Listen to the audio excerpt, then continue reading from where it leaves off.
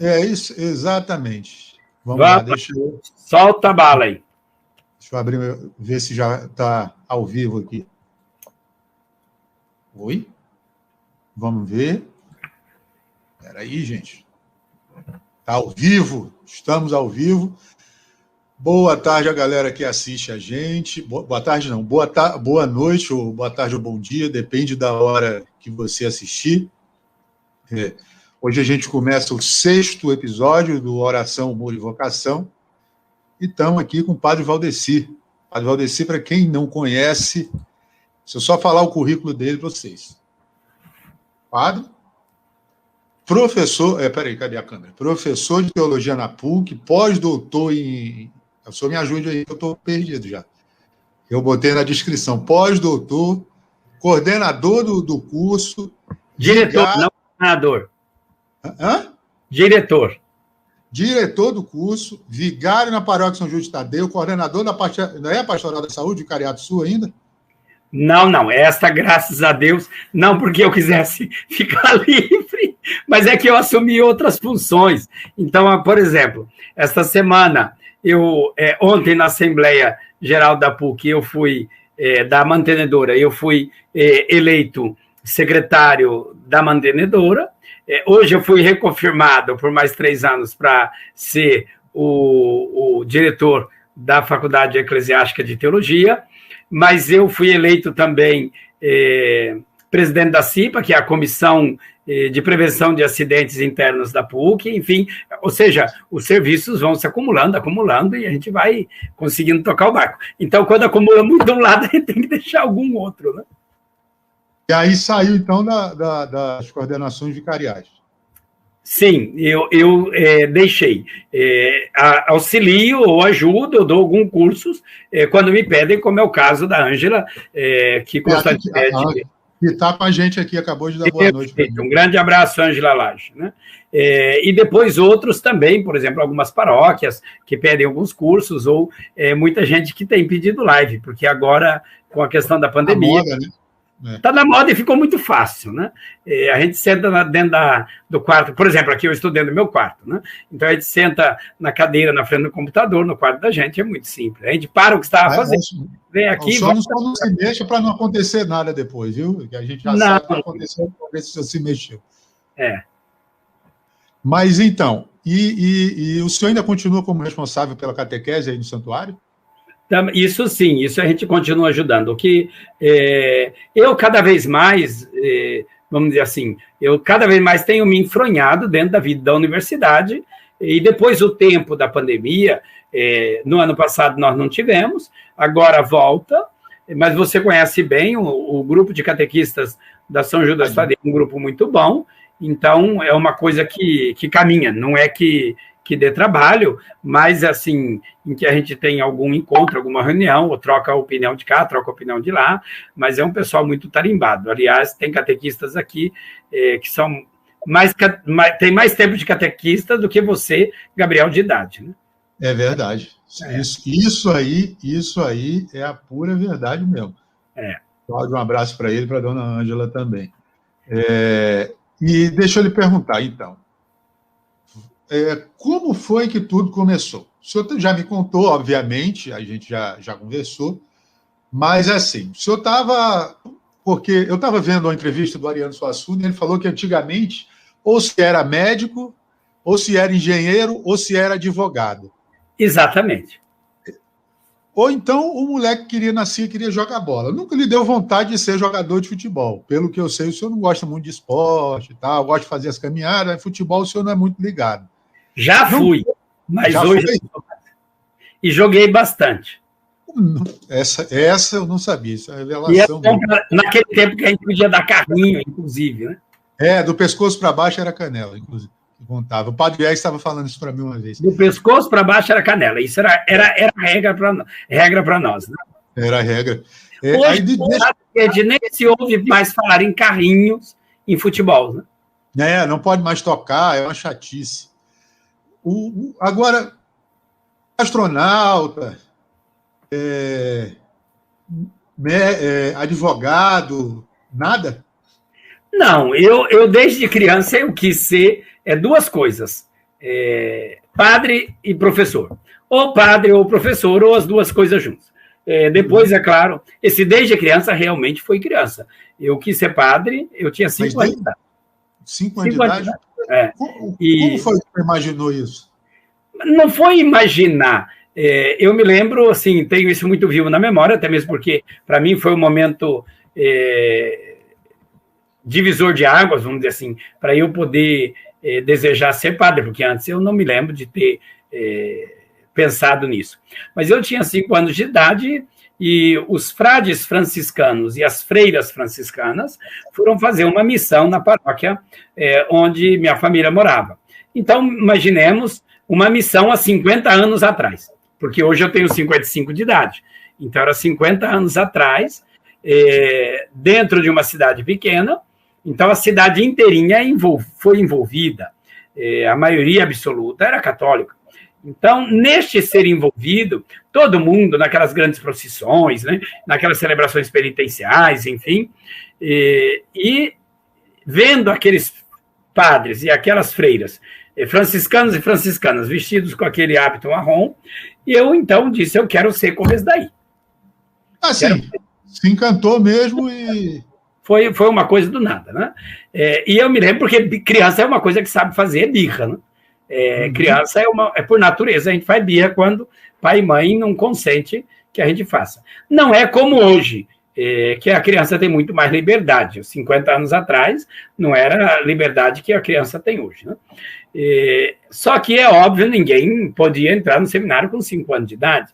A gente tinha que esperar chegar aos 11 anos de idade para poder entrar como seminarista no chamado seminário menor. E depois a gente passava para o seminário maior. Eu senti vontade de ser professor, eu tinha exatamente 10 anos de idade. Ou seja, passados mais ou menos uns 3 anos, dos 5 anos, alguém tinha falado muito o que era ser professor, o que não era. Esse alguém era uma professora minha, e aquilo me encantou. Eu estava no 2º ano primário daquela época, né? Aí, depois, passado um tempo, eu nunca tinha falado isso para ninguém, assim, eu queria ser padre. Bom, mas eu estava no 4º ano primário, e aí passou-se uma pesquisa. E eu disse, me perguntaram, o que você quer ser? Porque era comum isso para nós, nas escolas nossas da região, né? Eu falei, olha, eu quero ser padre ou professor. Foi a primeira vez que eu externei o professor junto com o padre, né? Antes era só professor que o senhor dizia? Não, era só padre. Só padre. Só padre. Tanto é que, quando foi para poder decidir, no seminário, para poder ir adiante, vamos dizer assim, me foi perguntado qual das duas coisas realmente eu queria. Eu falei, bom, se eu tenho que escolher, é ser padre. Eu falei, porque é o que eu sempre quis, né? E aí o tempo foi passando e eu fui fazendo seminário, depois fiz filosofia, teologia, chegou o momento de ser ordenado, e o bispo disse, você vai ser padre. Eu falei, sim, é o que eu quero, né? E passou. Mas esse mesmo bispo que fez tudo isso daí, e que me fez escolher, no bom sentido, assim, falou, olha, você precisa que você escolha alguma coisa, né? As duas não dá, por enquanto. Foi ele mesmo que voltou 5 anos depois de padre, que eu já tinha, e disse, olha, lembra daquela conversa nossa, de muitas vezes, de muitos anos, né? Eu falei, sim. Agora você precisa ser professor. Eu falei, não. Eu falei, não, agora já estou bem, já estou aqui quieto, vamos parar com isso e tudo mais. Ele falou, não, mas a igreja precisa de você agora. Eu falei, bom, mas já se passou muito tempo, né? E ele, então, quis me mandar para fora para poder fazer mestrado, doutorado e tudo isso daí. E eu confesso que não fui muito feliz, nem fui muito contente. E hoje agradeço a ele de ter tido, digamos assim, a firmeza em ter colocado, olha, você vai. Sou eu que estou lhe mandando, né? É a igreja que está lhe mandando. Então eu fui, e aí, de lá para cá, a gente tem procurado colocar as duas coisas juntas. Depois daquele momento, só para completar, a igreja sempre me pediu que eu trabalhasse no campo da educação. Então, ou seja, dever de Estado seu, Padre Valdeci, é trabalhar na educação. você não vai ser mais pároco, você não vai ser responsável por uma paróquia a mais. Falou, esquece isso na sua vida. Falou, você vai dedicar à educação e vai ter a padre para poder ajudar, e tá bom. E assim tem sido os anos da minha vida, isso desde a década de 90. Antes de eu voltar ao início, o que dá mais trabalho? Cuidar da paróquia ou cuidar de um departamento, de um curso, de uma faculdade? Eu diria o seguinte, Gabriel, são realidades realmente diferentes. Eu, assim, sempre gostei de administração. Então, cuidar da paróquia, a gente tem a parte administrativa, além da parte sacramental. Mas eu também gosto da vida sacerdotal. Aliás, quem me conhece sabe aqui, você sabe disso, eu não sou muito de ficar nem sequer saindo muito. Eu gosto da vida mais reclusa, mais quieta, né? Quando eu fui para entrar para o seminário, eu queria ser religioso. Depois de um tempo, eu queria ser monge, para poder ficar um pouquinho mais quieto, tranquilo, estudar, fazer as coisas, né? Mais pacatamente, e aí vai. Né? De vez em quando eu brinco com isso com o cardeal e falo, olha... Que já foi monge também, né? Que já foi monge. Exato, exato. Então, eu falo para ele, acho que é hora de eu ir para o mosteiro, né? Então, assim, o que dá mais trabalho? Eu acredito que pelo fato de que eu gosto das duas coisas, as duas coisas são muito prazerosas. A questão é que a igreja me diga aquilo que eu tenho que fazer mais.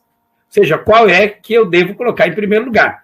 Então, se ela me diz, olha, você vai para a vida da academia, você vai para a vida da universidade, nesse momento você vai coordenar, vai ser diretor da faculdade, ou você vai ser uma outra coisa, então aquilo eu vou dedicar minha vida àquilo. Se ela chegasse de mim e falar, olha, Padre Valdeci, você agora precisa de voltar para a paróquia e você vai cuidar de uma paróquia, eu faria com a maior alegria e seria a minha vida e teria, repito, a parte administrativa, porque o pároco tem que cuidar. Neste momento, vamos dizer assim, eu estou muito bem, muito feliz de estar na universidade e muito bem, muito feliz de estar como vigário. Eu tenho um tempo para poder cumprir dentro das funções e o dia que a igreja quiser também ela muda. Né? Isso não é problema. Vamos chegar lá nesse negócio, você sabe a pergunta até que eu vou fazer já. Mas, voltando um pouco, eu lembro de ver alguns depoimentos de alguns colegas, se a gente pode falar assim, de seus de profissão, como o Padre Fábio, que o senhor já conheceu, acho que o Padre Juarez também, o da Rede Vida lá, fala bem assim, num ritmo acelerado. E eu lembro do Padre Juarez falando que exatamente nesse ponto que eu toquei, de engenharia, não sei o que, e medicina. Ele falou, eu quero ser médico. Passou na Federal de Medicina, acho que interior de Minas Gerais, depois veio e disse que ia ser padre. Foi falar para o pai, e o pai não aceitou. Como foi isso para o senhor e para a sua família? Eu acredito que foi pior, porque o meu pai não só não aceitou, como radicalmente acabou. Ou seja, não tinha mais conversa, né? Isso foi, assim, um corte definitivo. Mas isso, festa de Natal, essas coisas que o senhor ia para casa, ele não falava com o senhor. Assim, a minha mãe não. Minha mãe, normal, meus irmãos normais, né? Mas o papai nunca aceitou. Antes, ele foi aceitar depois, com o passar do tempo. Mas meu pai nunca me maltratou por causa disso, mesmo ele não aceitando. Era uma criatura que, vamos dizer assim, não aceitava, mas não que ele falasse mal ou que ele me maltratasse por causa disso. Nunca. Essa questão, vamos dizer assim, eu não posso reclamar. Eu poderia dizer, ele não aceitou. Absolutamente. Assim, como se tivesse desabado tudo, mas não que ele chegasse a me maltratar por causa disso daí. Com o passar do tempo, foi o contrário. O papai tinha orgulho e ele falava para todo mundo que ele tinha um filho padre. Mas antes ele não abria a boca, escondia e negava. Ele não comentava. Era como se isso não existisse na vida dele. Isso foi depois da morte da mamãe. Aí sim ele tinha orgulho, né? Não tinha problema nenhum. Mas, repito, meu pai nunca me ofendeu por causa da escolha do estado de vida. Isso não. Como às vezes eu estou sabendo que alguns fazem. Né? É triste isso. E o senhor chegou a confessar o seu pai alguma vez? Se eu atendi meu pai em confissão, eu nunca atendi meu pai em confissão. Eu atendi irmãos, eu atendi, é claro, cunhados, cunhadas, sobrinhos, isso daí sim. Eu atendi o meu pai em direção, ou seja, em conversa de direção espiritual. Isso sim. Minha mãe, ela, eu não tive. Minha mãe morreu antes de eu ser ordenado padre. Então, minha mãe, ela não teria nem como, porque ela foi, né? Depois, o meu pai não. Meu pai, ele esteve na minha ordenação. Aliás, ele morreu não faz muito tempo. Ele morreu faz exatamente 13 anos. Eu tenho 30, vou para 30 de padre, então eu já tinha bastante, né? Agora, é interessante também aqui, não só meus irmãos e irmãs, né? Eles me chamam assim, de padre. Só tem um que chama de nome, mas de padre. Valdecino, não sei o que. Então. Mas assim, quando encontra, é interessante isso daí. Quando encontra, benção padre. E aí depois ele pode. Os outros não. Os outros o tempo todo de padre, padre, padre. E o meu pai me chamava de padre. Nossa. Mas o senhor já atendeu a confissão de algum familiar mais velho? Claro, dos irmãos mais velhos. Eu sou dos mais novos. Mas quando eu digo isso, é porque eu sei que o senhor falou para mim que acho que foi sua avó que o senhor confessou, não foi? Exatamente.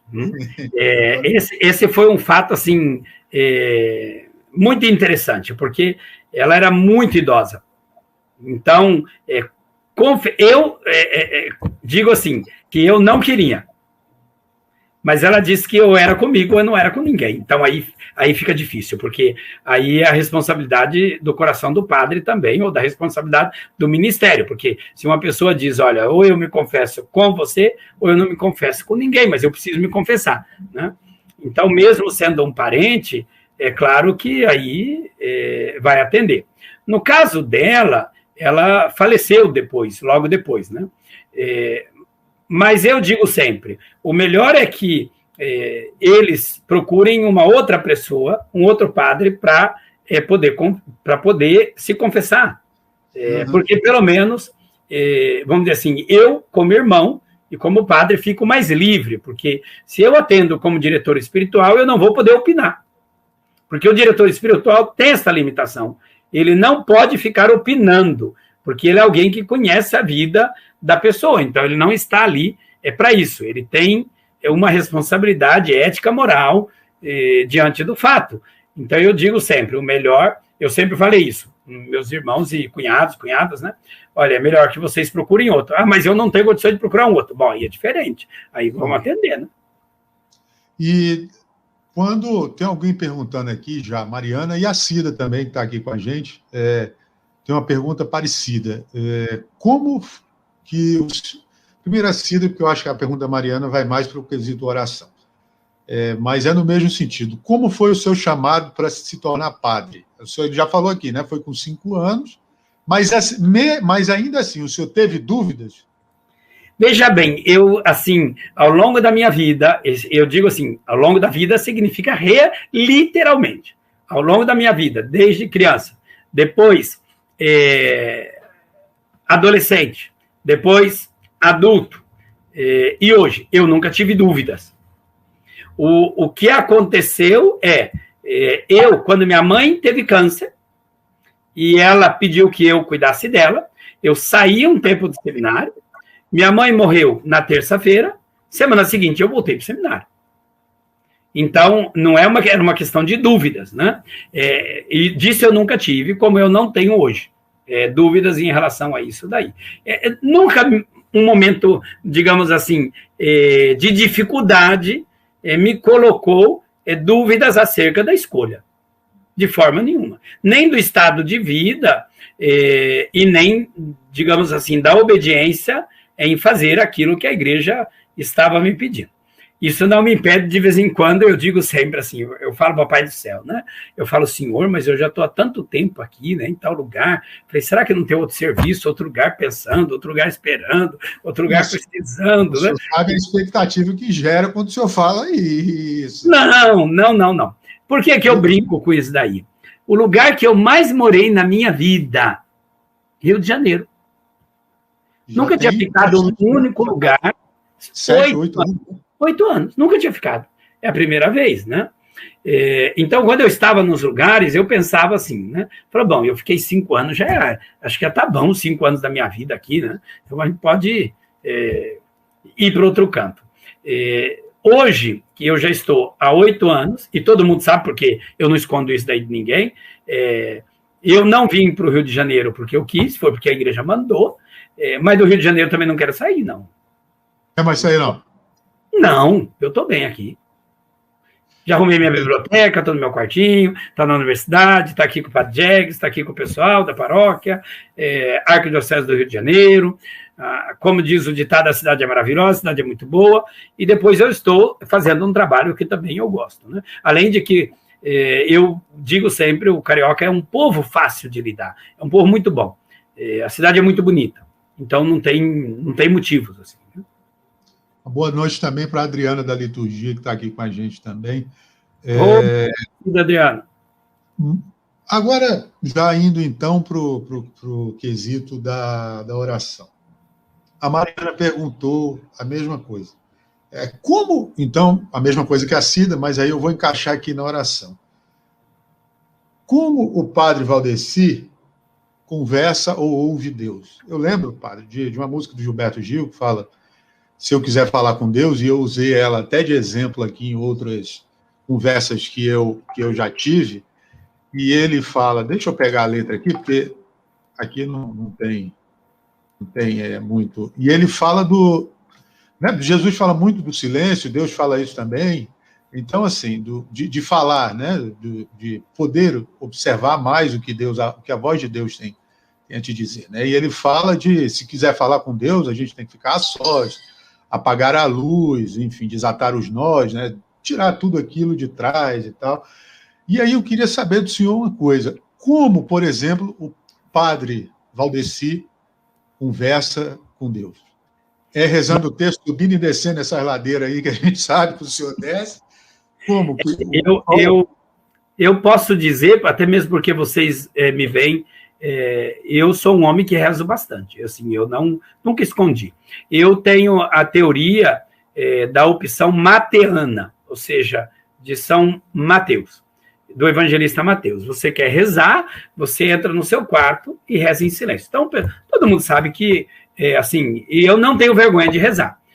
Por que o pessoal me vê rezando o terço, caminhando? Porque eu faço 2 coisas, que é caminhar um pouco para cuidar da saúde, e ao mesmo tempo que eu cuido da saúde, eu vou rezando, né? Curiosamente, porque também eu não tenho vergonha, até mesmo porque todo mundo olha para minha cara e vê que eu sou padre, porque eu estou sempre com um colarinho sacerdotal, então não tem nem como esconder, né? Isso não me impede de, caminhando, rezando o terço, se alguém me encontra, ou se eu vejo alguém, me cumprimento, eu digo Deus abençoe, tudo mais, né? Mas eu gosto do silêncio do quarto para poder rezar, né? Por que o silêncio do quarto? Porque o silêncio do quarto é onde eu estou realmente sozinho. Quando eu vou à igreja para rezar, e é claro, eu vou todo dia, é diferente, porque chega alguém, quer conversar, quer confessar, quer cumprimentar. Então, por mais que a gente queira ficar assim, quietinho, não dá, porque é o padre. Se alguém vê o Gabriel rezando e não conhece o Gabriel, e vai deixar o Gabriel rezando. Tem uma história depois para lhe contar depois que a gente terminar. Se alguém vir o padre vestido de padre, e está procurando um padre, vai até o padre. Pois é, então, mas... Não, pode continuar. Mas se não conhece, porque se conhece o Gabriel, vai até o Gabriel. Isso é normal. Estou dizendo quem não conhece, mas quem não conhece olha para a minha cara e vai. Agora, como que eu converso com Deus? Eu tenho um ritmo de leituras, assim, que eu valorizo muito. Primeiro, eu leio a palavra de Deus todos os dias, impecavelmente. Eu leio uma leitura de algum dos padres da igreja, que podem ser dos padres do deserto, da tradição dos padres do deserto do Egito, ou dos padres da igreja da Capadócia, ou dos padres latinos, todo santo dia. Depois, eu vejo de algum santo, de alguma santa, do período mais recente. E, por fim, eu tento pensar em alguma situação. Do período mais recente, por exemplo. Do período mais recente, que eu digo, um São Francisco de Assis, uma Santa Clara, uma Santa Rita, um São Benedito, um São Maximiliano Maria Kolbe. Esses, para mim, são recentes, até, é claro, do século passado. Eu gosto muito, assim, do lado místico e do cuidado dos pobres de Teresa de Calcutá. Eu gosto da ousadia ou do amor da igreja de João Paulo II. Então, em algumas... Exatamente, né? Mas eu gosto dos padres da igreja antiga, dos grandes monges, para ver o que eles, digamos assim, meditaram sobre o amor de Deus, ou sobre alguma realidade da consagração a Deus, da fidelidade a Deus, dos pecados que a gente tem, né? Então, isso marca muito, para mim, a minha vida. A palavra de Deus, a vida dos padres da igreja, dos santos e santas, e alguma coisa da realidade. O que hoje eu tenho rezado muito? Todo santo dia. E talvez o pessoal, assim, fala assim, bom, mas que esse padre reza tanto para essa questão? Eu tenho rezado incansavelmente todos os dias pelo fim da pandemia. Não tem como, né? Às vezes a pessoa fala assim, mas esse padre reza todo dia pelo fim. Eu rezo. Mas pelo amor de Deus, né? Quem falar isso... Não, mas as pessoas falam... Pelo fim da pandemia... Não, mas as pessoas gostariam que a gente rezasse e nem sequer mencionasse. Agora, tem uma oração que vários sabem que eu, assim, tenho um carinho especial, para com os casais que não conseguem ter filhos. Esta eu tenho muito. Tanto é que muitos casais rezando, não é mentira, eu tenho embaixo do meu computador, porque aí a hora que eu ergo, que eu fecho, uma relação de nomes, de casais, em que todo dia eu rezo por eles, eu pego aqui. Então, nós estamos falando aqui, ela está aqui. Eu acordo de manhã, eu rezo, eu vou dormir à noite, a hora que eu fechar, eu rezo. Isso, para mim, é sagrado, né? Porque é uma dor muito grande. O casal que não consegue ter filhos. Como eu rezo por alguma situação. Eu aprendi na minha vida, Gabriel, e eu acredito que você já tenha ouvido falar, que quando alguém fala assim, olha, Padre Valdeci, reza por mim, que eu fui confirmado com exame de Covid. Eu não faço outra coisa antes de rezar um Pai Nosso e uma Ave Maria por aquela pessoa. Eu digo, é o mínimo que a gente pode fazer. Por quê? Porque senão você pode deixar para fazer depois e você se esquece. E pode acontecer que a pessoa, por bondade e misericórdia divina, vai agradecer você porque ficou bom, melhorou, e falou, gostaria de agradecer as suas orações porque foram muito valiosas. Ora, Deus escutou porque escutou, mas não porque você rezou. Então, a gente tem uma responsabilidade muito grande com o irmão, com a irmã, com a pessoa, com qualquer situação no mundo que esteja acontecendo. Mas não ajuda, não, padre? O senhor falou, Deus escutou porque escutou, mas a gente pedir também não ajuda? Não, eu estou dizendo, quando você não rezou, sim. Deus escutou porque escutou, porque a pessoa pediu. Mas o quão delicado é a pessoa voltar para você, agradecer, e você deixou para rezar depois e não rezou. É muito bom isso, ouvir isso. Eu ouvi agora, esses dias aí eu tenho ouvido, porque a gente tem um texto diário, né? Então, um monte de gente está aparecendo aí tem uma lista, e aí, enfim, até a minha tia brincou, nossa, a gente está com, embora alguns, né, não é 100%, porque a vontade de Deus não é a nossa, mas,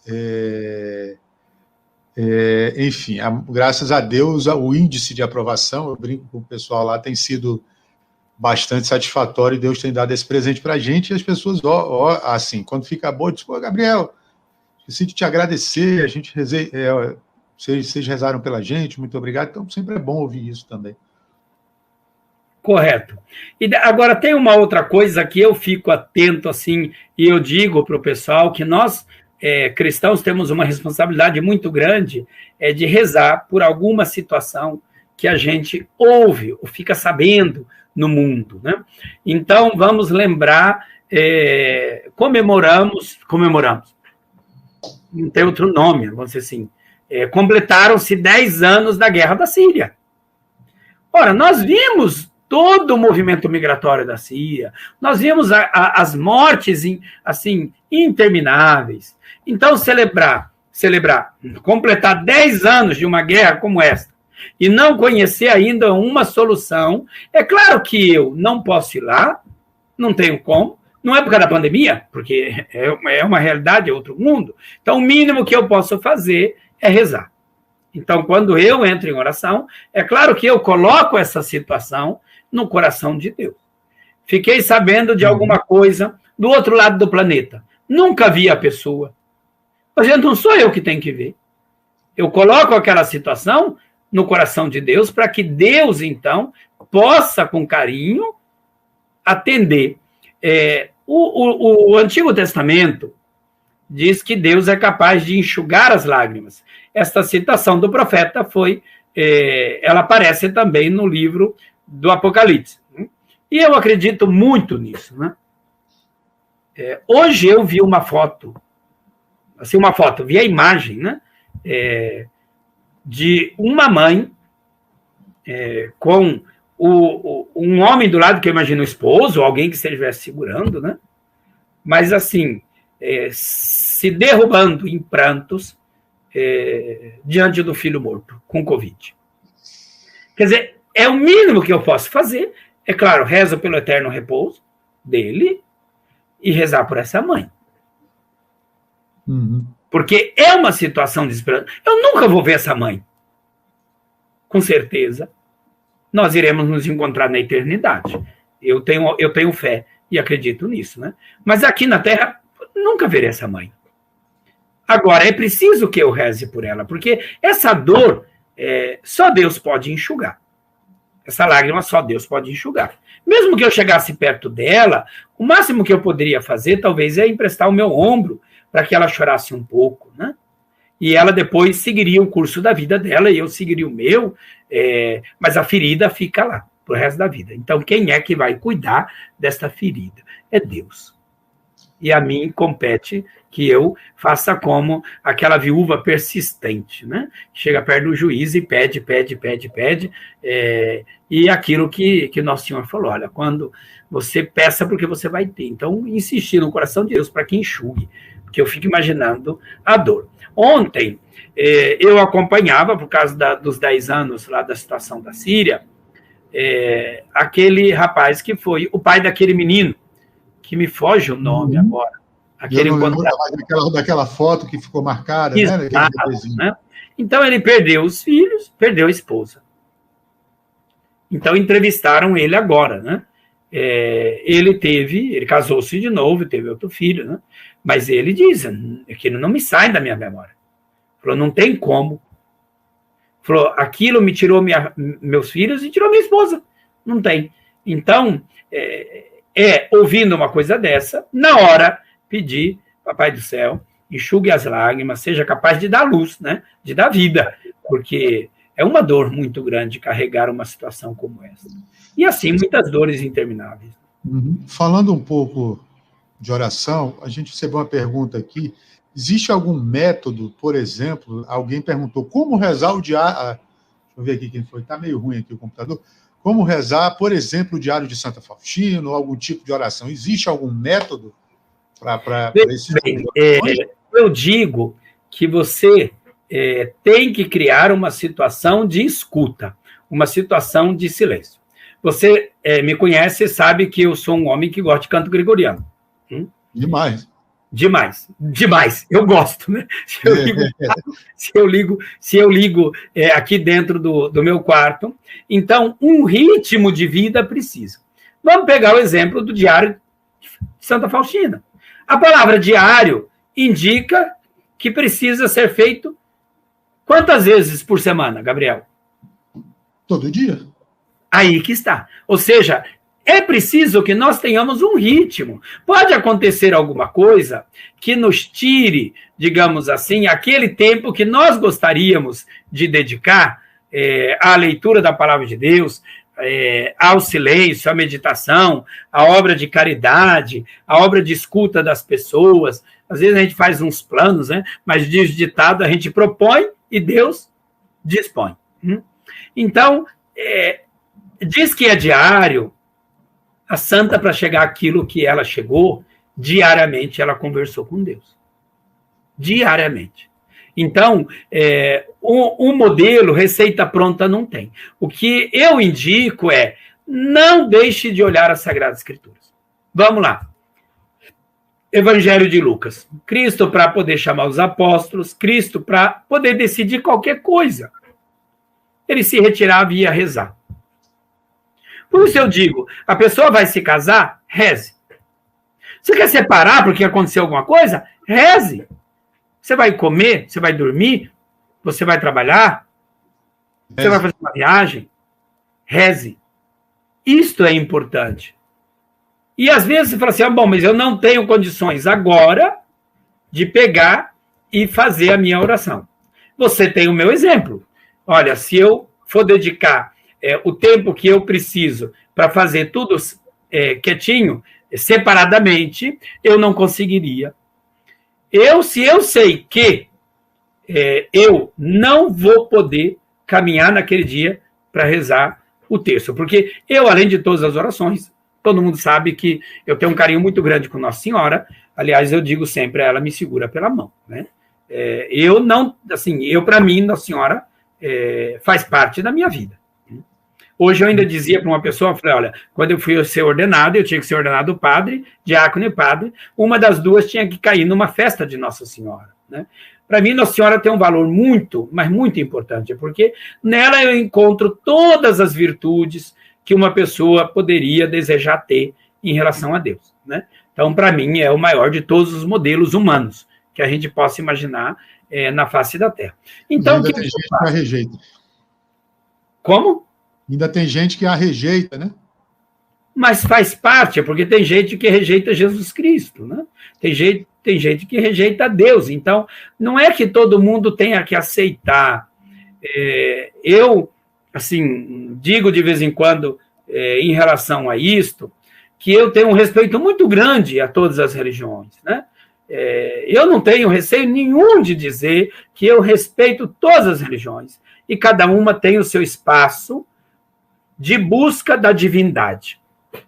Agora, eu aceitei Cristo na minha vida, tenho certeza que não fui eu que o escolhi, foi ele que me escolheu, mas eu aceitei Cristo na minha vida, e ele, para mim, ficou elegido como Salvador.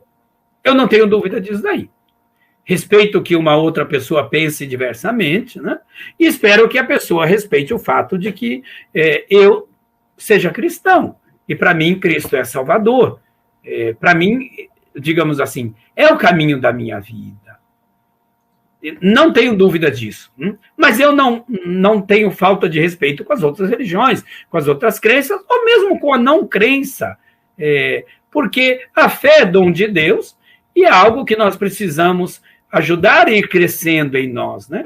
O amor cresce e se dilata se ele é amado e se ele ama. Do contrário, não tem, né? Às vezes a gente resiste a crescer um pouco mais. Vamos lembrar Santo Agostinho, né? Resistiu muito, mas não foi o primeiro. A oração de Santa Mônica para ele. Exato. Vamos lembrar Jeremias, o profeta. Ele diz que resistiu muito e foi Deus quem o cativou, né? Aliás, ele usa, tu me seduziste, Senhor, e eu fui seduzido. Mas não foi por vontade própria, né? Nem sempre a gente vai por vontade própria. Tem que levar um empurrão. Uma santa recente, Edith Stein, uma judia convertida ao cristianismo, e ela diz que encontrou a verdade que ela tanto procurava na filosofia e em toda a vida dela como judia. Quando ela foi ler o Novo Testamento, e ela encontrou-se com Cristo. Ali estava a verdade que ela tanto tinha procurado na vida dela. Mas o senhor está dando belos exemplos, Santa Edith Stein, enfim.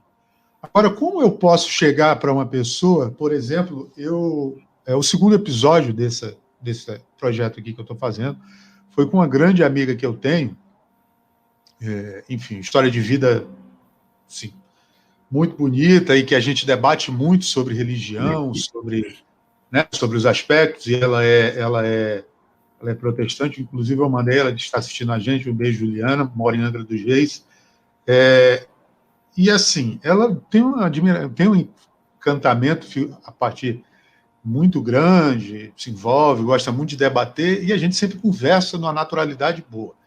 Eu a convidei por causa da história dela, e a gente fluiu o papo, né? Recebi uns críticos, porque ela é protestante. Por que você vai chamá-la? Ponto. E aí você vê, hoje em dia, muita gente se apoderando, né? Do nosso lado, eu falo. Apontando o dedo. Como eu posso, por exemplo, no caso desses dois grupos, tanto do lado como do nosso lado, falar de conversão num diálogo ecumênico, sendo que eu tenho que respeitar a religião do outro, ou interreligioso também. Veja bem, quando nós falamos de ecumenismo, o ecumenismo não é entre religiões, o ecumenismo é entre igrejas cristãs, ou seja, dentre os cristãos. Então, aí nós temos igrejas. Então, a igreja ortodoxa, a igreja católica, igreja protestante, igreja evangélica, igreja pentecostal, igreja neopentecostal, porque o protestantismo ele está, se não na quinta, mas no mínimo na quarta reforma ele já passou, e ali não tem como, não são todos, ali já não são mais todos iguais, né?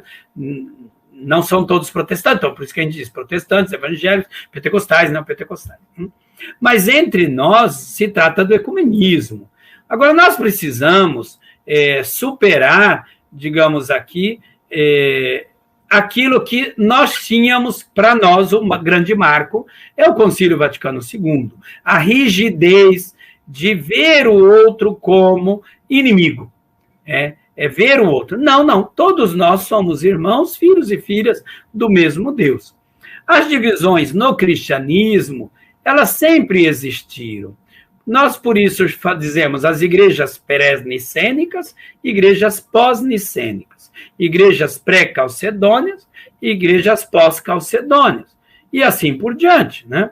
A grande divisão que houve dentro do primeiro milênio, nós a temos no nono século. A grande divisão que nós tivemos no início do século, no 12º, em 1054. Depois, a última grande divisão no Ocidente, porque a anterior foi Oriente e Ocidente, né? Entre ortodoxos e católicos, mas a de 1517, com a Reforma Protestante. E então nós tivemos divisão, mas essas divisões nas formas diferentes de poder vivenciar a fé não pode nos levar a ver o outro como inimigo, pelo contrário, nós somos irmãos. E não pode nem sequer, isso não dá base, não permite, isso não tem razão de ser. Entre as religiões é diálogo interreligioso, né? Então, os cristãos com os muçulmanos, com os judeus, com os hindus e assim por diante, né? Nós não podemos olhar o outro como inimigo, muito pelo contrário. Eu acredito aqui que todos nós vamos nos lembrar da famosa fala de João 23, na abertura do concílio, logo em seguida. Vou citar ele daqui a pouco. E logo em seguida ele fala... entregando o documento a todos os homens e mulheres de boa vontade. Fala aos bispos, aos pastores, aos cristãos e a todas as pessoas de boa vontade. Então, o mundo pode ser melhor se as diversas religiões trabalharem para o bem e se nós cristãos, entre as diversas tradições cristãs, as diversas igrejas, nos unirmos ao redor de Cristo. Eu nunca vou me esquecer, a minha cabeça é de biblista, porque eu sou biblista, minha área é de Sagrada Escritura, né? Os apóstolos quiseram calar a boca de alguns, o que Nosso Senhor, vão até Nosso Senhor e diz: Senhor, estão falando em teu nome, mas não são dos nossos. Você quer que nós os calemos? E Cristo, não. Quem não é contra nós é a nosso favor. Então é importante que nós tenhamos isso daí. Para o bem comum, para a defesa da vida, nós podemos trabalhar em conjunto. Isso não obriga outra pessoa a ser cristã e não me obriga a ser, por exemplo, budista. Se eu trabalho com uma pessoa para matar a fome de uma terceira pessoa. Um cristão e um budista matando a fome de uma terceira pessoa. Um não tem que se converter à religião do outro. Mas então, como eu posso usar a palavra conversão? A conversão, em primeiro lugar, ela é dom de Deus. Esse proselitismo que nós sempre fizemos, né, dentro do cristianismo, quando eu digo dentro do cristianismo, é óbvio, hoje o proselitismo ele é muito maior entre os evangélicos, pentecostais e neopentecostais. Os protestantes já não tem mais. Os protestantes já ficaram para trás, vamos dizer assim. Os evangélicos também já estão ficando. O proselitismo é muito mais entre pentecostais e neopentecostais, né? Mas a conversão é dom de Deus. Eu vendo o Gabriel, pelo exemplo de vida, por aquilo que faz, eu quero também ser cristão. Sim. Por aquilo que eu faço. Bom, encontrei uma brecha. Alguém que quer ser cristão, a minha obrigação é ajudar a pessoa no discernimento, para que a partir do discernimento ela faça. Eu não tenho direito de negar Cristo a ninguém, mas não tenho direito de impor Cristo a ninguém. Isso é coisa do passado, nós não podemos. Hoje existe, infelizmente ainda, um proselitismo muito grande de querer tirar fiéis de uma outra igreja, como se eles não pertencessem a Cristo, como se fossem inimigos, como se estivessem salvos apenas se estivessem dentro da minha igreja, como se eles não fossem. Eu gosto muito, até mesmo porque é a minha tradição, a tradição da Igreja Católica. Qualquer pessoa cristã que vem para dentro da Igreja Católica, nós não batizamos de novo. Ela foi batizada numa igreja evangélica. Ela foi batizada. Eu não posso rebatizar alguém. Nisso a Igreja Católica, eu digo sempre, é modelo. Ela enxerga que o outro já foi batizado. Eu não posso brincar que o batismo é da igreja. O batismo não nos faz filhos da igreja, nos faz filhos de Deus. Eu entro e passo a ser membro de uma igreja. Então, isso já nos ajuda a ver o outro como irmão, porque todos somos filhos e filhas de Deus. Entendi.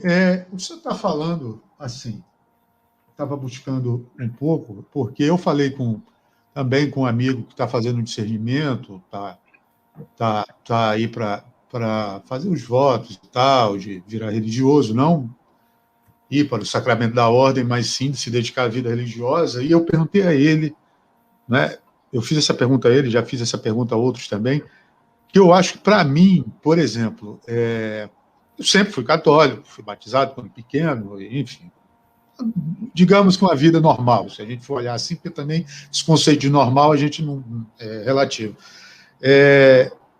E eu comecei a ver o exemplo, comecei com o pessoal hoje fazendo parte do Focolare, né, o exemplo de Chiara, ver o exemplo, por exemplo, de alguns amigos, dizer, poxa, é por aí que eu quero seguir.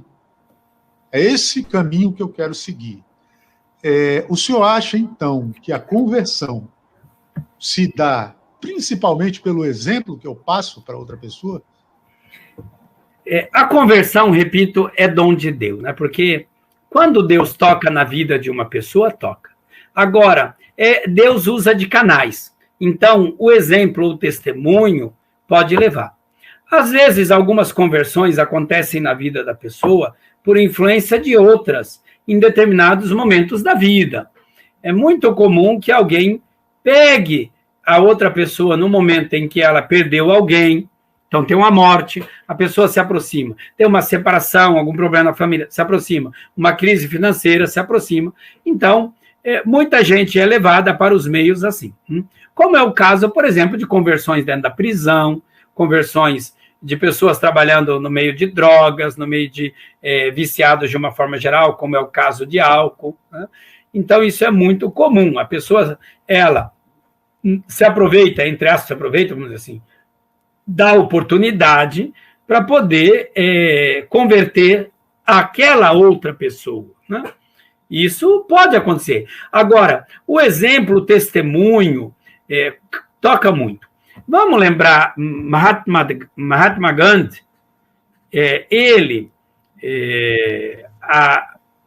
a Índia era ex-colônia inglesa, um país protestante, que fez o que fez com a Índia. E ele conheceu o cristianismo pelo lado protestante da Inglaterra. E ele diz, lendo o Novo Testamento, eu seria cristão. Vendo os cristãos o que eles fazem conosco, eu nunca seria cristão. Então, isso é algo que marca muito a história. Porque é óbvio que o exemplo fala. Quando nós olhamos a vida de Cipriano de Cartago, Tertuliano, ambos eram do norte da África, e eles, então a gente tem padres da igreja do segundo século, né? E eles, nos relatos, dizem aquela famosa frase, vede como eles se amam, que muita gente pensa que está na Bíblia. Isso não está na Bíblia, nunca esteve, né? Vede como eles se amam. Isso não está. Isso é relato do santo em relação à questão da legião romana, que perseguindo, inclusive, cristãos e matando, mas via cristãos cuidando de soldados feridos. E dizia, mas escuta, quem são eles que estão cuidando dos nossos soldados? São cristãos. Mas nós os perseguimos e matamos, eles cuidam dos nossos feridos. E aí o soldado diz, olha para eles, veja como eles se amam. Então, é óbvio que isso precisa contar. Eu fiquei altamente impressionado, embora já conhecesse a realidade, a FAO soltou um relatório, 2 anos atrás, sobre a situação do continente africano, né? Então, ela diz, olha, se a Igreja Católica saísse do continente africano hoje, morreriam mais pessoas do que AIDS, ebola, tuberculose e tudo mais, junto. Por quê? Porque a Igreja Católica tem dentro do continente africano 62,3% das instituições de caridade. Caridade. E as pessoas nem veem, nem tem alguns que não prestam. Não, mas eu digo assim, isso conta muito, isso fala muito, né? Aliás, eu digo, nós fazemos caridade, você sabe disso, nós distribuímos cestas para a população, nós não perguntamos a religião, nem se tem religião. Se trata de saciar a fome de um filho, de uma filha de Deus. Alguém poderia dizer assim, bom, mas se esse filho é ingrato, o que Cristo fez na cruz? Com aqueles que o estavam matando, com os filhos de Deus assassinos, poderíamos dizer. Ele assassinado. O que ele pediu? Pai, perdoa-lhes, porque não sabe o que fazem. Isso é algo muito forte, gente. Nós não podemos ver o outro. Assim como ele fez com São Dimas também, que estava do lado dele. Exatamente, mas isso ele pediu para todos. Todos somos filhos de Deus. Todos somos perfeitos ou todos somos santos? Não. Agora, aqui é preciso... Devemos ser, né? Somos chamados, o batizado é chamado à santidade, né? Mas aqui é preciso lembrar o cardeal Vantuan. O cardeal Vantuan, que passou 21 anos na prisão na China, ele tem, entre as muitas frases dele muito famosas, né, era um homem de uma santidade muito grande, né, 21 anos de prisão do regime comunista, e ele diz, olha, não existe santo sem passado e não existe pecador sem futuro. Se nós formos olhar na vida do santo, ele vai ter algum pecado no passado, mas o encontro com Deus o consertou a vida dele. Então, eu, pecador hoje, posso me tornar santo, porque eu tenho um futuro. Então, a frase dele é muito séria. Não existe santo sem passado, e não existe pecador sem futuro. É importante lembrar também, o santo não é aquele que nunca se sujou, não é aquele que nunca pecou, mas é aquele que, tendo se sujado, lavou a sua vida, as suas vestes no sangue do Cordeiro. É aquele que, tendo um pecado, lavou-se no amor de Deus, buscou o perdão de Deus e se converteu. Como o apóstolo Paulo? Como ele, como tantos outros santos e santas de Deus, que tiveram, digamos assim, uma vida que não é das melhores, para se mencionar. O exemplo Paulo é concreto, perseguiu a igreja, matou pessoas, cristãos, mas uma vez convertido. Nós falamos de um Agostinho antes, né? Olha, Agostinho, a mãe diz que rezou e chorou 33 anos pela conversão do filho. Mas Agostinho nunca nega os pecados que tinha antes, né? O santo tem esta humildade, ele vai reconhecer. É uma das coisas mais bonitas que eu vejo na Igreja Católica, né? É a teologia da santidade.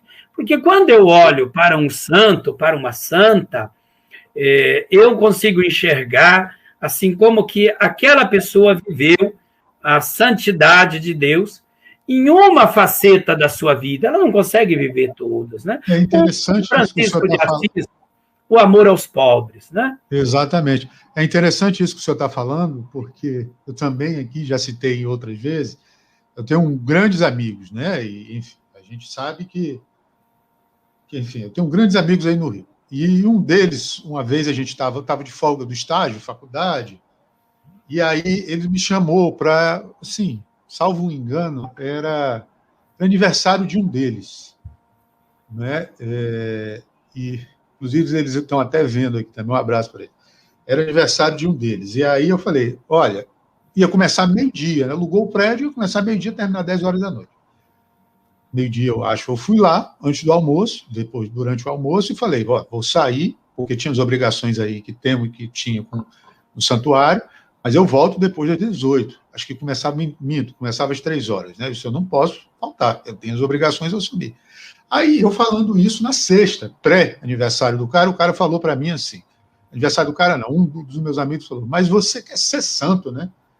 Aí eu olhei para ele assim e disse, olha, pelo menos eu tenho um dever, eu sou chamado, né? Agora, se eu vou ser, aí já vai depender do meu caminho. Mas se você acha que os santos não se divertem, que os santos não bebem, porque eu não bebo, aí o pessoal me zoa, porque eu não bebo nada.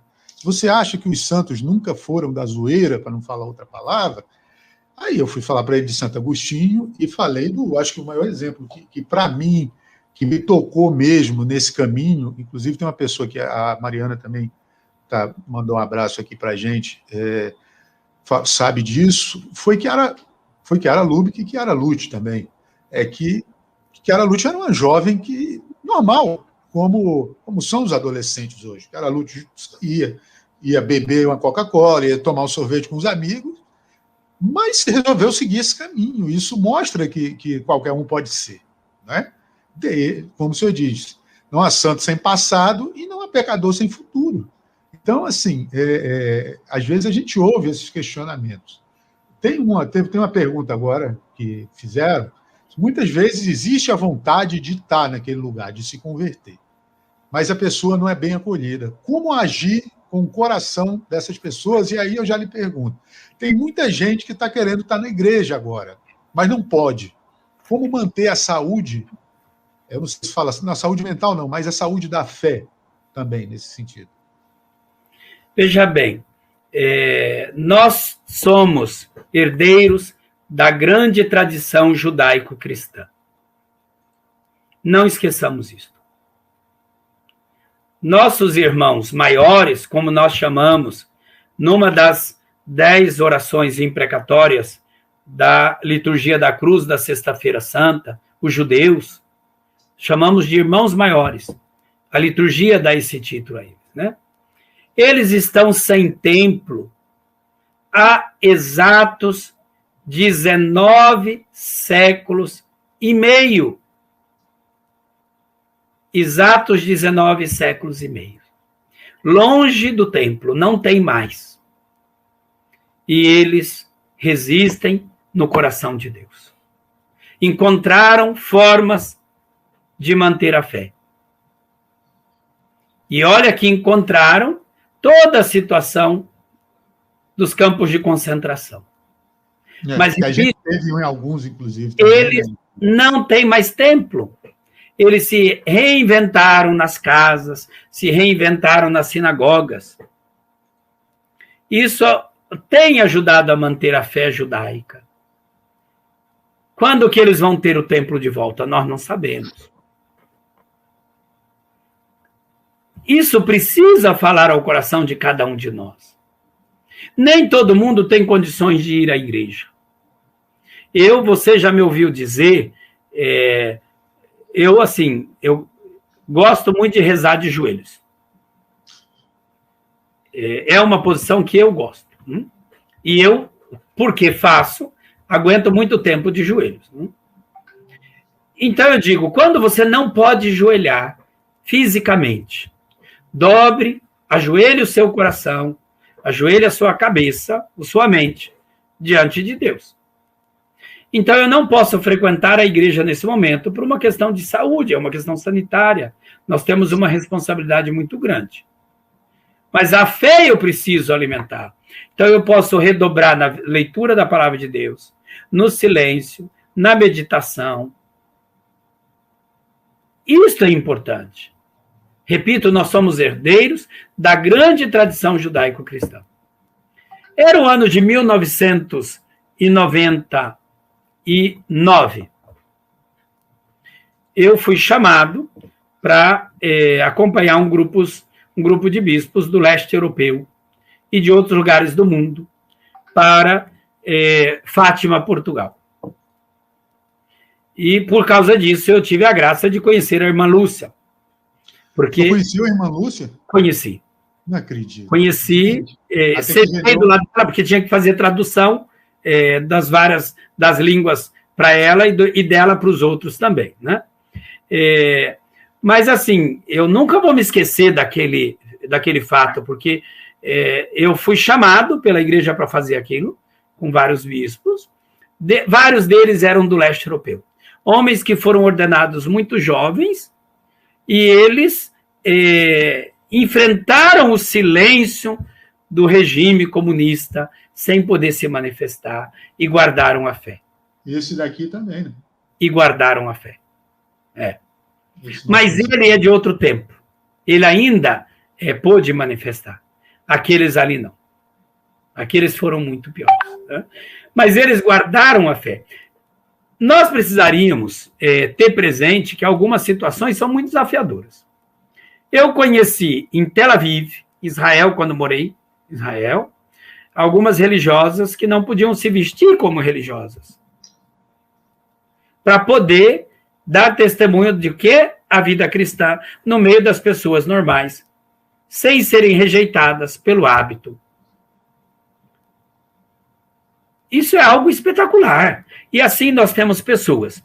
Mas vamos lembrar, quantos leigos e leigas hoje nós temos consagrados à igreja? Sim. Celibatários, celibatárias, casados, não são religiosos de vida religiosa, de hábito e tudo mais, de alguma congregação, e têm uma vida de consagração a Deus. Nós temos nas altas esferas do governo brasileiro e nós temos na vida mais simples, mais comum.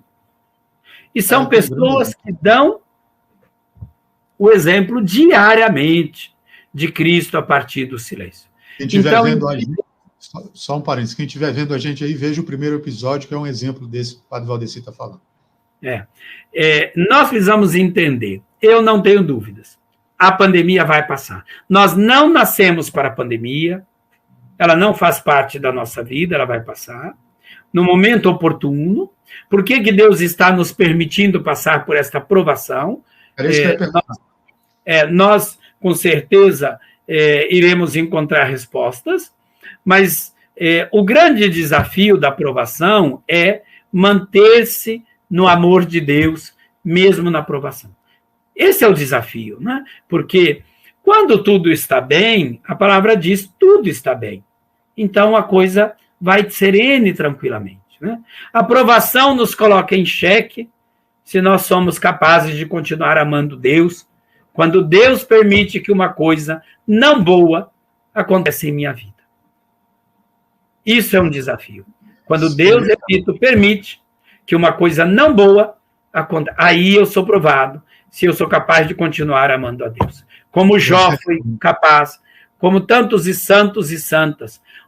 Eu, assim, fiquei altamente impactado como que Deus permitiu a João Paulo II ficar na cadeira de roda, com mal de Parkinson. Como que Deus permitiu isto? Ou seja, aquele que ele escolheu para conduzir a igreja, né? E não deixou de amar. E é preciso que nós entendamos isso. Só está falando de amor, tem um discurso muito lindo dele, depois eu posso até botar aqui na descrição para quem vê esse vídeo, que fala aos jovens chilenos, no meio da ditadura ainda do Pinochet, né? Aquele famoso Estádio Nacional de Santiago, onde as pessoas foram mortas e torturadas, fuziladas, enfim. E ele fala do amor, né? O amor vence sempre. Ele cita isso numa ênfase 3 vezes. O amor vence sempre. O amor vence sempre. Cristo venceu a cruz, o amor vence sempre. Eu tenho dito cada vez mais que eu não tenho dúvidas, por exemplo, que se fosse possível no mundo islâmico a conversão, porque em muitos países não é permitido, muitos se converteriam a Cristo. Porque eu não tenho dúvidas que não tem como resistir ao amor. O amor tem uma atração muito grande, né? Então, o amor, diz Paulo, ele pressiona. O amor tem esta pressão. Então, muita gente se converteria a Cristo, se converteria. Eu não tenho dúvida disso. Não se convertem porque são proibidos, como é o caso também em outros países, como Coreia do Norte, como China, enfim. Tem vários países do mundo que a conversão é proibida, como, repito, em países islâmicos. Agora, ao amor, não tem quem resiste. O amor é capaz de encontrar barreiras. Eu vou dar um exemplo de um amor que é muito comum, porque eu ontem ainda dizia assim, eu falei, olha, mãe é uma coisa que não devia morrer nunca, né? De jeito nenhum. A minha está vendo, inclusive, a gente também. Eu falei isso para uma pessoa, porque a minha já morreu faz muito tempo, né? Eu falo assim, olha, mãe é uma coisa que não devia passar nunca, não devia morrer nunca, né? Foi a coisa mais espetacular na Terra que Deus me deu. Depois de Deus, aquilo que eu mais amei no mundo foi minha mãe. Então, eu digo, mãe não devia morrer, né? Agora, eu acredito que por mais amor que eu, filho, tenha com a minha mãe, tenha tido e tenho, porque para mim, repito, depois de Deus é a coisa que eu mais amei na minha vida, né? Eu acredito que não se compara ao amor de uma mãe pelos filhos. Não estou dizendo que os pais não amam, né? Os pais amam, mas o amor da mãe é aquele amor geracional, né? Carregou no ventre, deu à luz, levou todos os coices que o filho deu desde lá na barriga, fez tudo, né? Quando é mal criado, quando cresce um pouco, né? Quando toma um caminho errado, e a mãe é capaz de pessoal abaixar. Que gosta de reclamar muito, né, padre? Exatamente, né? Você não conhece ninguém assim, não, né? Não. Eu, na década de 90, no início da década de 90, eu já era padre, né? E Todo mundo vai se lembrar, a AIDS estourou na década de 80, mas o início da década de 90 foi muito duro. Matou muita gente. E eu visitava hospitais na paróquia onde eu trabalhava, leito por leito. Então, a uma mãe, um dia, eu vou dizer um nome fictício, porque o nome dessa mulher nunca saiu do meu coração e nem da minha cabeça, né?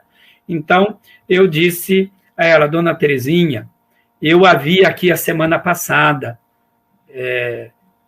e eu estou vendo aqui também hoje. Vão para casa um dia para descansar. Isso dentro do hospital, no setor de AIDS. E ela disse, padre, é meu filho. A única pessoa que ele tem sou eu. E eu não quero estar longe dele na hora em que ele partir desta para a casa do pai. Então, esse é o coração de mãe. É aquela que é capaz de dar a vida, né? Por isso eu digo sempre assim, o amor, ele é capaz de fazer coisas heróicas, nunca faria, né? Vamos lembrar de um caso que você vai conhecer, porque essa pessoa é viva. Aqui, o Padre Piero, do Rio de Janeiro. Ou mesmo irmãs como Irmãs Teresa de Calcutá. O que fazem essas mulheres saírem de outros países? Porque ali não tem nenhuma brasileira. Hein? O Padre Piero é italiano. E a vida dele nas favelas do Complexo da Maré. Tem, por exemplo, o Padre Renato da Casa do Menor, aí no Rio, em Nova Iguaçu, mas eu tenho outro grande exemplo, eu citei para o senhor que era Lúcio, vários aqui, Padre Paulino Baldassari, que foi o pároco depois pároco da igreja matriz lá de Sena Madureira, no interior do Acre. E tem um documentário no Futuro muito bonito sobre ele, que fala das missões, né? Porque na Amazônia é muito diferente a realidade. Então, ele saía em missões assim, de 3, 4 meses, para levar mesmo, para se dedicar às pessoas, para levar remédio, para levar a palavra, ou alguém que quisesse escutar, para levar a Eucaristia, para levar um monte de coisas. E passava de 2, 3 meses fora, voltava, enfim, administrava lá a paróquia. Mas assim, como o senhor diz, o cara veio da Itália para cá. E dedica a vida inteirinha. Né? Exatamente. Eu só entendo isso, Gabriel, por amor a Deus. O amor é capaz de fazer alguma coisa além do normal. O que faz com que tantas jovens, continuem caminhando para a vida religiosa? A gente só pode entender por amor a Deus.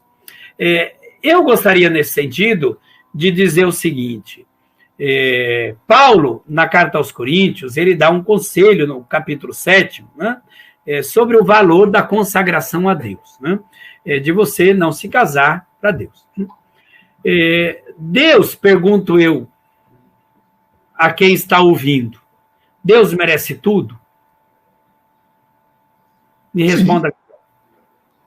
Merece. Se ele merece tudo, então é claro que ele merece, inclusive, se eu chego a entender esse valor desse tudo, e eu vejo que é o meu chamado, inclusive, a consagração total. Porque se eu digo que ele merece tudo, ele merece que eu consagre a minha vida. Por isso, tem valor a vida religiosa, o não casamento, a vida celibatária, para a consagração a Deus? Claro que tem. Porque se eu defendo que ele merece tudo, o tudo é tudo. Por isso, uma opção radical, digamos assim, ela tem sentido de ser. Não significa que seja fácil. Nunca. Nós temos exemplos de pessoas que viveram assim, com um heroísmo muito grande. Vamos pegar Santa Teresa d'Ávila, São João da Cruz, falando da noite escura, né? De encontrar um momento muito difícil. Teresa de Calcutá diz que em 1979 ela entrou numa noite escura, que ela só foi sair quando ela encontrou-se com Cristo nos pobres de rua. Então, é claro que a gente tem um caminho para ser trilhado, né? Mas a consagração, o ser padre, o ser irmão, o ser freira, religioso, religiosa consagrado, consagrada a Deus, tem razão de ser sempre. Deus merece tudo, então é claro, ninguém vá por teimosia, isso não. Você quer ser casado, casada, quer ter família, quer ter filho, sim, mas você quer consagrar-se a Deus, não tenha medo. E não tenha dúvidas de que ele merece tudo. Mas que haja discernimento também, né? Como o senhor falou, não, claro. E no impulso também não adianta. Não, mas também não pode ter medo, porque às vezes algumas pessoas resistem muito ao medo, né? O medo não vem de Deus. Uhum. Isso é muito sério, o medo não vem de Deus. O respeito e o temor, sim. Temor a Deus, sim. Aliás, é um dos 7 dons do Espírito Santo. Você temer a Deus, né? Você ter amor, você respeitar. Agora, ter medo de aceitar estar nas mãos de Deus. Ninguém será capaz por si só. É Deus quem vai nos conduzindo. Se cair, que ele nos levante.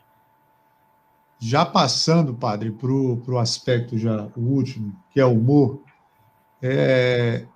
o senhor até foi citado como um exemplo de bom humor nas suas pregações aqui, já por outras pessoas, porque passaram por aqui, e enfim, eu acho muito, muito bonito as pessoas que dão exemplo, como deram esse exemplo, como o padre Léo dá para a gente, todos os vídeos que eu assisto dele, eu fico mais encantado, né?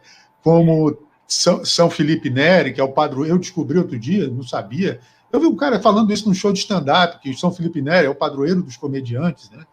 E eu acho que o maior exemplo, pelo menos que eu entenda, podem ter tido outros, aliás, Santa Teresinha também falava que, de um cristão do coração azedo, mas o maior exemplo é São João 23, né? Aquilo era um divertimento total. Aliás, eu costumo dizer assim, nós teríamos conhecido um grande homem muito divertido se ele tivesse vivido, que era João Paulo I. Aquele seria outro divertimento, né? João 23 é, sem sombra de dúvida, um dos papas mais divertidos que nós tivemos. Porque era um homem que sabia dizer as coisas, mas de uma forma muito jocosa, muito bonita. Então, eu tenho os textos, até mesmo porque morei muito tempo, trabalhei na Itália, né? Então, eu tenho textos deles. Bom saber disso, quando a gente chegar aí. Das piadas dele em italiano. São um divertimento. Piadas, não eram piadas, eram frases. Eram frases verdadeiras. Eu vou contar duas, Gabriel. Eu vou contar duas. No dia que ele foi eleito Papa, e logo que ele foi ingressar no ministério, então, ele se carregava o Papa na cadeira gestatória. Né? Paulo VI foi o último. Né? Então, carregando na cadeira, o Papa era gordo, velho e gordo. Então, diz que tinha um grupo de senhoras que estavam ali. Essa frase eu repito até hoje. E aí diz que uma falou assim, olha como é gordo e feio. E ele escutou. Meu Deus. Pediu para parar e falou assim, minhas caras senhoras, o conclave não é um concurso de beleza. Pode ir para frente. Ou seja, ele tinha essa alma de espírito, né? Isso era muito bom. Na figura. O segundo exemplo que eu gostaria de dar, ele foi visitar Regina Coeli, a prisão. Ele falava um pouco ofegante, né? Eu estou aqui, bom, eu vim aqui, eu vim visitar vocês. O Papa era ofegante, assim. Então, diz que ele começou a falar e falou assim, olha, eu sei o que vocês querem. Eu estou aqui, sei o que vocês querem. Vocês querem a liberdade, mas eu não posso dar. Aliás, quem aprontou na vida foram vocês, não fui eu. Então, ou seja, quer mais. E todo mundo batia a palma. Então, é óbvio que era um homem de uma alegria muito grande, muito querido. Eu lembro de duas histórias que me marcaram dele, que quando ele tinha muito apelido de São João Extramuros, né? Que ele gostava muito de dar umas escapadas e enfim, que é quando ele vai terminado o conclave, tem já os alfaiates, com as roupas prontas, as medidas de todos, mas nenhuma roupa coube nele, né? E aí ele vira o pessoal e diz, pô, olha, tá vendo? Não querem que eu seja papa. E a segunda é quando ele chega para visitar um padre, amigo dele, no hospital, e aí ele pega, vai disfarçadamente, para não causar aglomeração, e aí ele bate, aí quem é? Disse, é o Papa. Aí a Madre Superiora corre assustada e diz, Santo Padre, eu sou a Madre Superiora do Espírito Santo. Ele diz, poxa, e eu só consegui ser vigário de Cristo. Então, é muito bom. E aí, nessa questão do humor, eu lhe pergunto, é válida, padre, uma pregação bem-humorada, porque a gente via vocês, a visão que os avós, bisavós até, que eu pude conviver, passavam de vocês, dos senhores do clero, perdão pela palavra, que eram pessoas inatingíveis assim, né? E principalmente no pré-concílio Vaticano II, que você não pode falar, e hoje a gente vê algo assim, que chama a atenção da igreja, das pessoas, né? Da Assembleia, pregações divertidas, como eu já vi o senhor fazer, como eu já vi Padre Diegues, Padre Valdir e outros exemplos também fazerem, e o próprio Padre Léo. O humor é necessário? Eu não diria, assim, eu falo assim, na liturgia, o humor é necessário, digamos assim. Olha, o humor não é que ele seja necessário na liturgia, ele é necessário para a vida. Como que você vai viver sem momentos de alegria, de felicidade? Então, na família, no trabalho, na vida religiosa, em todos os cantos nós precisamos. Entendamos o humor como momentos de alegria, como momentos de felicidade, que nós podemos, inclusive, compartilhar com os outros. Tem, às vezes, eu tento me segurar nas missas, né? Porque, às vezes, vocês que estão do lado de lá e fazem umas coisas assim, e nós que estamos lá no altar e vemos, não tem como não segurar. Às vezes acontecem aquelas coisas de palavras erradas na missa, na leitura, mas às vezes, eu já falei isso para vocês, né? O cara que vai ler Deuteronômio e não acerta, né? Lê doutor Antônio, não tem como. Doutor Antônio, não tem mas como. Eu, às vezes, dependendo do texto da Sagrada Escritura, eu me tenho vontade de rir. Então, vamos pegar o Evangelho de João, capítulo 5. Jesus lá, brincando não, discutindo com os judeus. O nosso pai é Abraão, você nos ofendeu, e Cristo, o pai de vocês é o capeta. Isso, não, ou seja, Cristo era de uma liberdade, mas tão grande, e era encrenqueiro nessas coisas, eu falo assim, quando a gente lê o Evangelho de João, Cristo está sempre dando essas respostas. O Evangelho de João é espetacular. Né? Então, às vezes, quando eu leio essas coisas assim, eu estou proclamando o Evangelho, mas tenho vontade de rir. Né? Tenho vontade de rir. E, às vezes, me pega tanto para rir que eu tenho que dizer por que está me dando vontade de rir, pelo menos passa. Né? E, às vezes, me acontece. Ou, às vezes, alguém está fazendo alguma coisa e tem que falar. Não tem como. Isso faz parte, mas a alegria precisa fazer parte da vida. São Paulo, na carta aos Filipenses, é preciso alegrar-se com quem está alegre, entristecer-se com quem está triste. Gênesis também fala, né? Também, e a festa. Quando morreu o amigo, Cristo chorou. Então é preciso viver aquilo que o mestre também viveu. A rigidez de antes com o hoje, a diferença. Né? Não é só isto. Não é que mudou apenas em relação ao padre. Mudou em relação a filho-pai, filho-mãe, aluno-professor, funcionário-patrão. Ou seja, mudou, a vida mudou. Ela não pode ter mais aquela rigidez de antes, né? De forma alguma. Isso não dá direito a um filho de desrespeitar o pai ou a mãe. Mas o tratamento é outro, né? Nós éramos muito mais formais.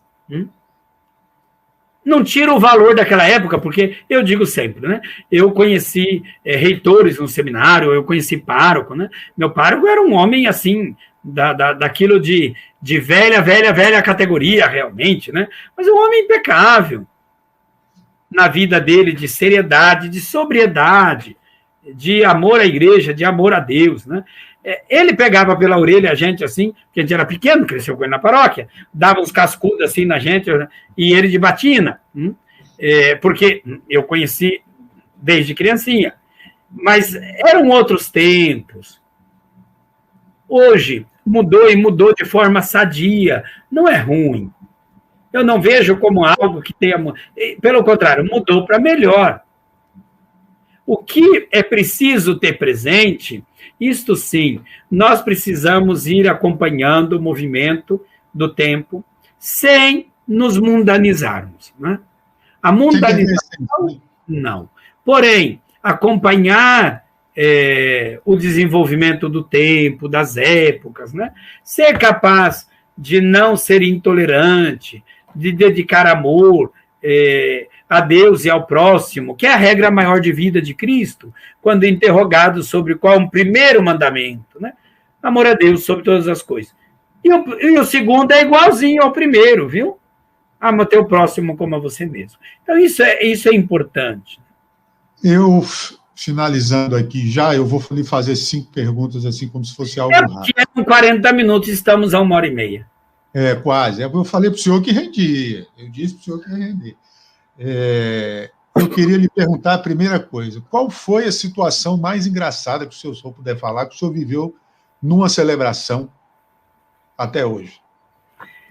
Foi no sul da França, quando eu morava lá. Foi num casamento. Aquela foi a mais divertida da minha vida, né? Como casais têm uns sonhos, que a gente nunca vai entender, de casamentos temáticos. A década passada foi uma década, a década retrasada, porque eu morei na década retrasada, né? Em que tinha muito casamentos temáticos. E aí escolheram o tema da paz. O que simboliza a paz? A pomba. Uma pomba. Tá bom. E esses noivos enfeitaram a igreja de pena. Branca. Tinha gente alérgica lá, tinha se dado... Não, calma lá. Era verão. Meu Deus! Na onde coloca o lencinho ou uma flor, tinha pena. No véu da noiva, tinha pena.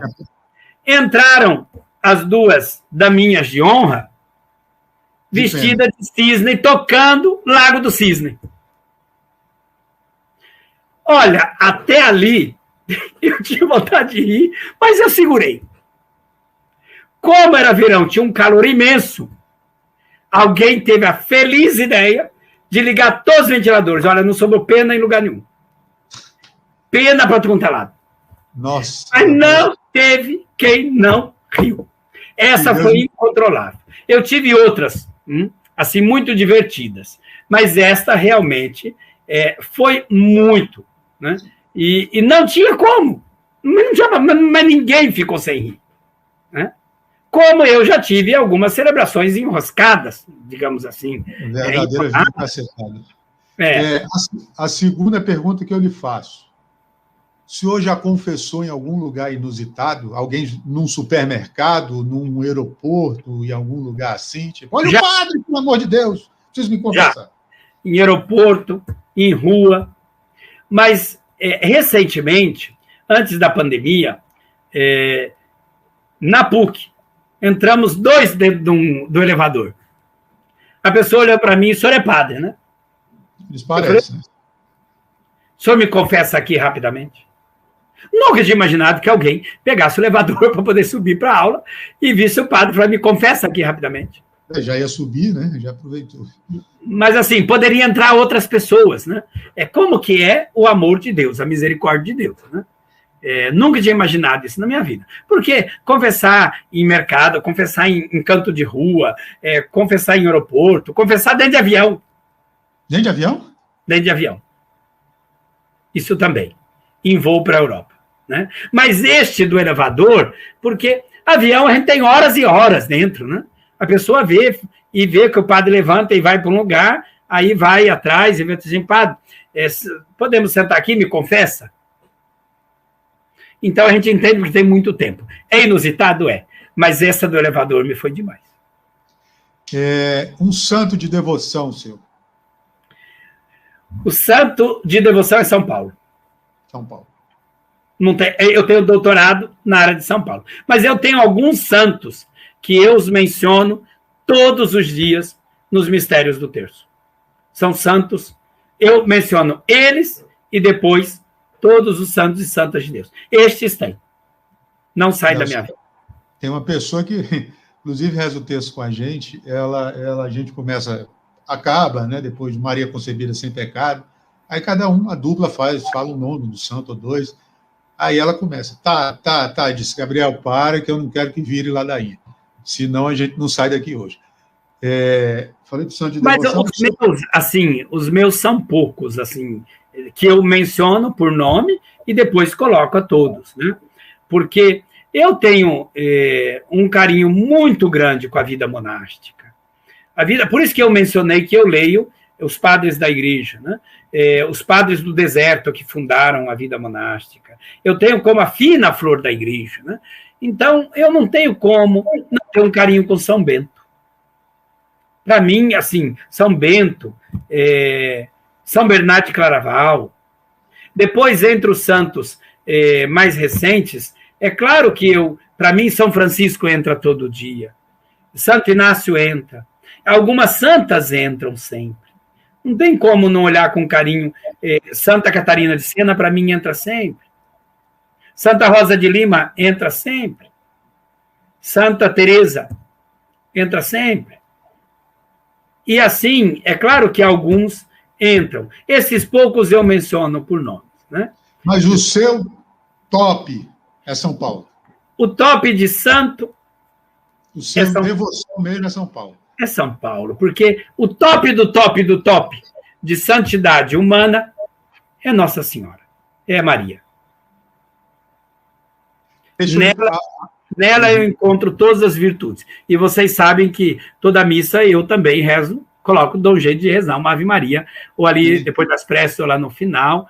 Não tem como. Acho que em Maria não tem virtude que nós poderíamos imaginar que não tenha nela. Existe algum lugar que o senhor ainda queira conhecer? Eu tenho 2 lugares que eu quero conhecer. Um deles são as muralhas da China. Eu não estive nas muralhas da China. Então, eu gostaria de conhecer, para poder ver. E o outro lugar seria o Tibete. Então, tudo vai depender do coração de Deus para poder ver. Se me fosse dada a possibilidade de um terceiro, seria Taj Mahal. Nossa, que o amor não faz. Lugares ocidentais, como eu morei muitos anos fora do Brasil, e eu viajo também bastante, né? Então, eu conheci muitos lugares. Vale a pena, vamos dizer assim, eu gosto muito de santuários, né? E depois conhecer santuários da tradição não cristã, para ver como que o povo lida com o sagrado, né?